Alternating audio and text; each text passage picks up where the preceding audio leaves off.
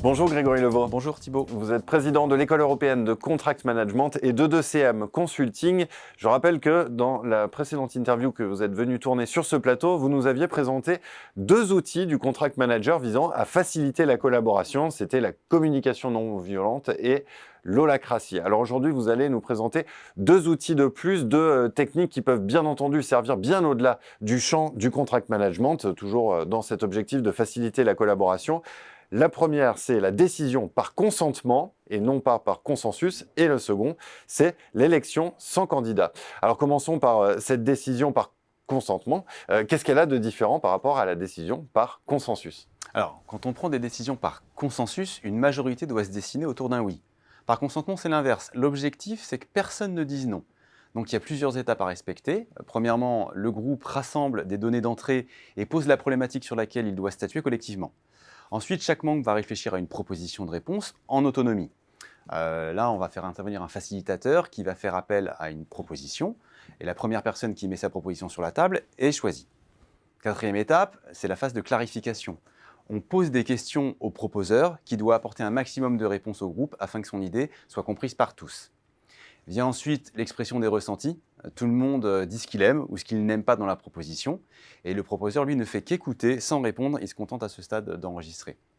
Donc là, le proposeur se trouve face à quatre choix possibles. Soit il reclarifie sa proposition, soit il va l'amender. Dans ce cas-là, il la modifie sur la base des retours qu'il a reçus. Soit il la retire, ou soit il décide de la laisser en l'état, il ne la touche pas. Et à ce moment-là, l'animateur va demander officiellement à chacun s'il a des objections sur la proposition, dans l'état où elle est. Et la règle du jeu à respecter, c'est que l'objection ne doit jamais être personnelle. Elle doit servir le groupe ou le projet.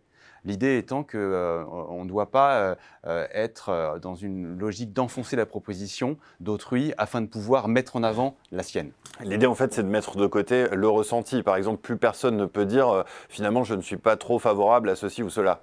Oui, exactement. En fait, on ne fait des objections que si ça nous empêche de dormir la nuit. Voilà. Et sinon, on se tait. Ensuite, on est dans une phase de bonification où chaque objection valable, donc non personnelle, ce dont le facilitateur s'assurera, va être étudiée. Puis le groupe va réfléchir sur les manières de les lever, ces objections, via des solutions créatives à intégrer à la proposition initiale.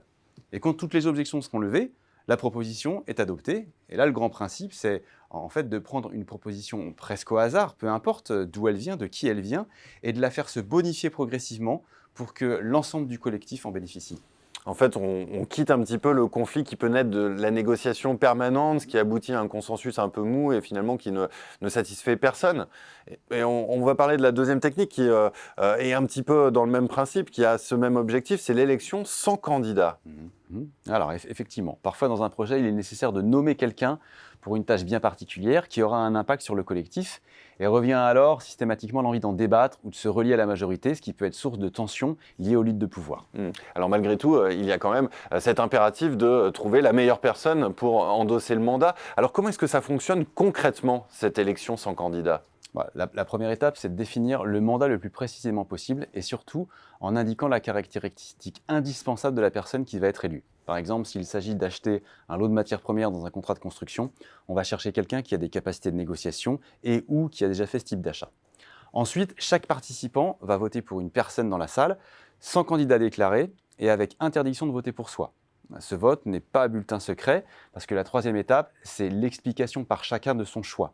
Et ces explications vont peut-être entraîner des reports de voix lors de la quatrième étape, qui est en fait une sorte de deuxième tour de vote. Ensuite, on va tirer au sort une personne dans le groupe qui va faire une proposition, donc un nom de candidat, autre qu'elle-même, qui ne sait pas forcément c'est pas forcément celle qui a eu le plus de voix lors des phases précédentes. Je rappelle que là, on cherche à choisir la meilleure personne, pas celle qui a obtenu une majorité.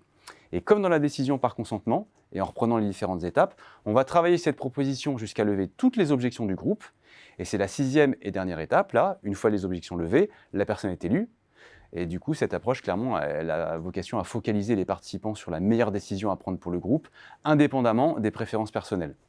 C'est clairement un exemple de mise en place concrète de pratiques collaboratives en effaçant les travers de certains sujets et de certaines procédures. Comme finalement en ce qui concerne la décision par consentement, mais aussi toutes les autres méthodes, outils techniques que vous êtes venus présenter sur ce plateau, les techniques du contract manager, mais qui peuvent bien entendu servir bien au-delà du contract management. Merci beaucoup Grégory Levaux. Merci à vous.